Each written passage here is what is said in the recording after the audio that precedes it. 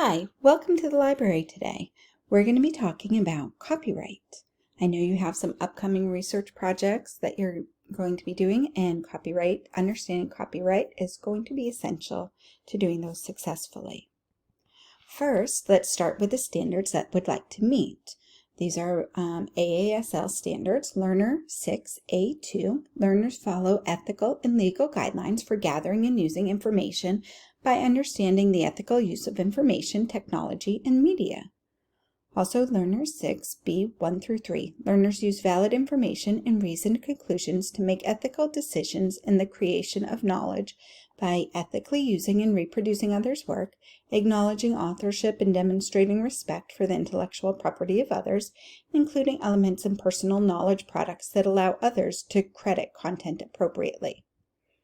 Our objectives today are to define and explore copyright, identify how and when to give credit to creators, understand what materials are part of the public domain, and explore fair use. So I want you to think about these scenarios and think about how you would feel if you won the yearbook cover art contest and your artwork was on the cover of the yearbook with your name. You'd feel pretty proud, right? What about if you won the yearbook cover art contest and your artwork was on the cover of the yearbook without your name? You'd still feel great that your work was on there. However, you might be afraid that people didn't know that you created it. Or if you won the yearbook cover art contest and your artwork was on the cover of the yearbook with someone else's name, you'd feel pretty rotten that somebody else was getting credit for the work that you created. So, speaking of giving credit, that's an important word in understanding copyright. Credit is giving recognition to a person that created something. So in the example previously, you were the person that created that artwork, so you should have been given credit or acknowledgement that that was yours. Another important word that will be coming up a lot today is copyright. That's the legal protection that creators have over the things they create. So why do we need to give credit? First, it's the law. It is illegal to use material that others created without permission or giving credit. Also, it's the right thing to do. It's unfair to use other people's work without their permission or giving credit. You might have felt in the scenario before that it would have been unfair for them to use your artwork and say it belonged to somebody else. When do we give credit? So you are creating a project that is based on information that other people discovered. You need to give credit to the original researcher, discoverer, thinker. Perhaps you are studying about the effects of pollution on ocean habitats. You find a great book that gives lots of information about how plastics damage coral reefs. You would need to credit the author of that book. It's basically saying thank you for all of the time it saved you from having to go out into the ocean and do that research yourself. It also shows that you're not just making it up, that you have a credible source that actually went out and conducted that research. If you quote someone or something directly, you need to say whose words those are. Also, if you are using someone else's creative ideas, thoughts, or findings. You need to make sure that you're giving credit appropriately. You may not copy someone else's work. You are expected to read the information and find the important parts to your project and write those ideas in your own way. Copying and pasting an entire article and saying where you found it will not be acceptable for your own work. So how can we give credit or attribution? Think author, title, website, if it's from a web resource, or look for cite buttons. You'll be using mostly resources that are on Clever and books that we find in the library. Here's an example from National Geographic Kids, which you have access to on Clever. We have an article called Hippo Rescue. That's the title. The author is Scott Elder, and the website is National Geographic Kids. You would need to include those things when you are giving credit. Here's another example from World Book Kids. So, and one thing that I had said previously that you could do is to look for easy citation buttons, and many of our resources do have those. So on World Book Kids, you could click Tools, then Citations, and what pops up is how to cite the article, and it gives you a couple of different formats, and you'll be talking with your teacher about which format they would like. PebbleGo is also another resource that you'll probably be using, and you can see down at the bottom, it has a way to cite a recommendation. And here you go. It says what the article name was.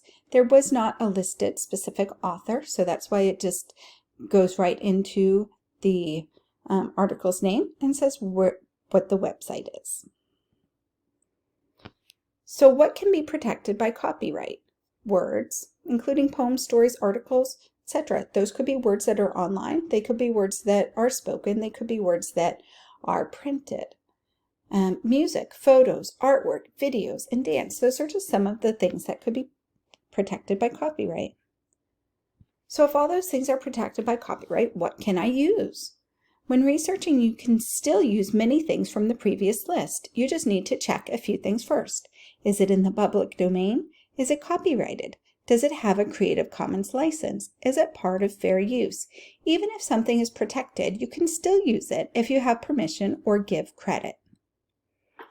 So the public domain, that's something that you'll love if you find resources that are within the public domain, because that means that it's material that is not copyrighted. You can use it in any way that you would like and don't need permission to use it.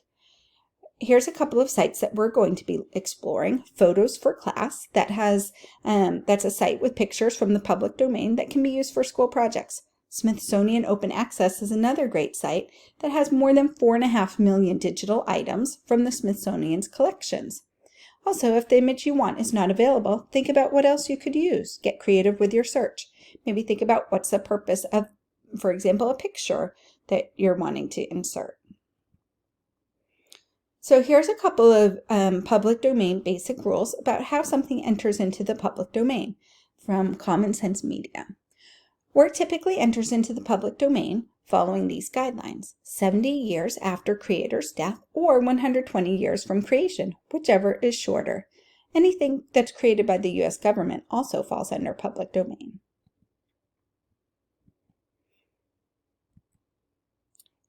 If it's not part of the public domain, what do you do? Think, do the rules of fair use apply? Fair use allows you to use copyrighted work without permission in certain situations. So what are those certain situations? According to Common Sense Media, here are the 4 factors of fair use. The amount. Are you using just a small amount of the work? For example, 10% or 3 minutes of a video, whichever is shorter. Think about the purpose. Did you change the original into something new and different, or use it as an inspiration to make your own? You should not be making money from it. Next, think about the nature. Is it nonfiction based on fact and not from someone else's creativity? And then think about the effect. The new work should not take away from the value of the original work. A parody or comedy of the original is typically okay and falls under fair use. So let's look at why these scenarios are okay or not okay. Jessica used a 4-minute video clip in her presentation. That would not be okay because it falls above, it's longer than the 3-minute max.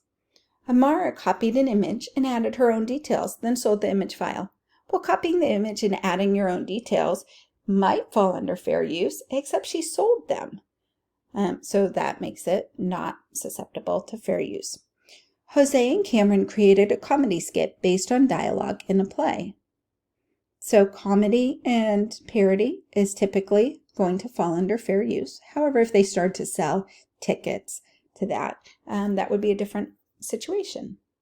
Bishop used a 30-second video clip from an hour-long video and gave credit to the original creator. So one thing that Bishop does is he uses a smaller amount. He uses less than 10%, and it's definitely less than 3 minutes, so he's okay. And also he gave credit to the original creator, which is great. If it is not part of the public domain and the fair use factors don't apply, look for permission. So you can ask for permission, but make sure you do that in a safe way. Ask for help from your teacher or parent. See if the work gives permission through Creative Commons. A license, as defined by Common Sense Education, is that creators can choose what kind of copyright license they want.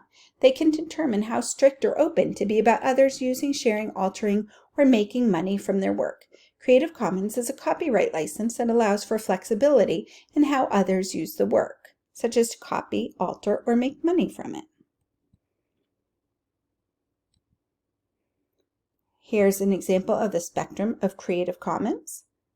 And here are some different icons from Creative Commons. So let's take a look at them more closely. This icon means that you can reuse as you'd like, but must give credit. Here's the credit, you're saying who it's by.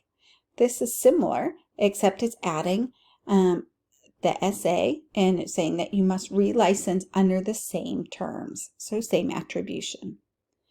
Next, we have one that you also need to give credit, but you cannot use it for commercial use. Give credit, not for commercial use, and you cannot change the original, no derivatives. You can reuse as you'd like, but you must give credit, cannot use it for commercial use, and must relicense under the same terms. Here we can reuse or share without changing the original, but you must give credit. And if it's part of the public domain, its credit is not even necessary. So in review, giving credit to creators is ethical and it's the law. Do not copy and paste someone else's work and say it's your own. Give credit to creators by saying where you got the info or work. Create a works cited page with your projects. You can use work from the public domain freely without permission. Work that is copyrighted can only be used if permission is given or if the original creator is attributed or credited. Creative Commons licenses specifically say if and how a work can be used. You can use work without permission if it falls into the 4 factors of fair use: amount, purpose, nature, and effect. So we met our objectives today.